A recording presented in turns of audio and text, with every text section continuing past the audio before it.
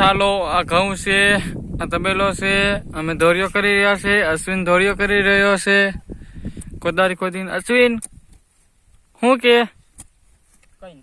કઈ નહીં કેવું, બે લાઈન તો કે, એક લાઈન તો કે, અમારો વિડીયો ચાલુ છે. કાલે પાણી વાળવાનું, પછી શું કરવાનું?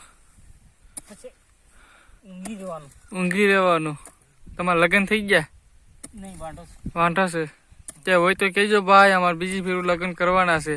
એક ફેર તો બાય વહી ગઈ.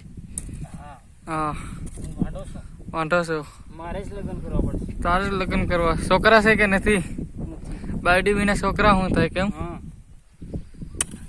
આવું બર કરી છે. આ ધોરિયો કરો છો,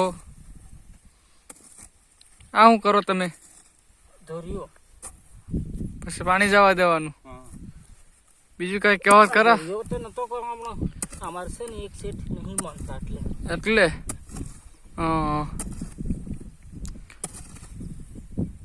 એક સેટ હે, મોટા સેટ હે નહીં. આ ઘઉં છે તમારા? કેટલા વીઘાના છે? અહીંયા હે પછી ગાતા 50 વીઘાનું વાવેતર. 50 વીઘાનું. તમે 4 મહિનામાં કેટલા પૈસા કમાઈ શકો છો? 4 મહિનામાં ભાગમાં ઘઉં આવે, પૈસા બધે ખરા. કેટલા આમ અંદાજે કેટલા કમી જાવ છો તમે દેહમાં?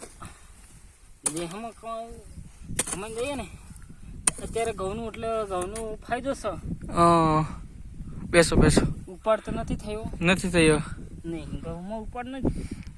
ઘઉંમાં બસે. હા, છૂટી મજૂરી કરવા જઈએ છીએ. છૂટી મજૂરી કરવા જાવ છો. સારું છે ને? બીજું તો શાંતિ છે ને? સારું છે. લગ્ન થઈ ગયા હે? ના, નહીં થયા. આ પાવડો તમને દેખાય? પાવડો તમે દેખો. હા એવું છે. આ પાવડો મને બાય પાવડો હું ભાડું છે. એવું છે.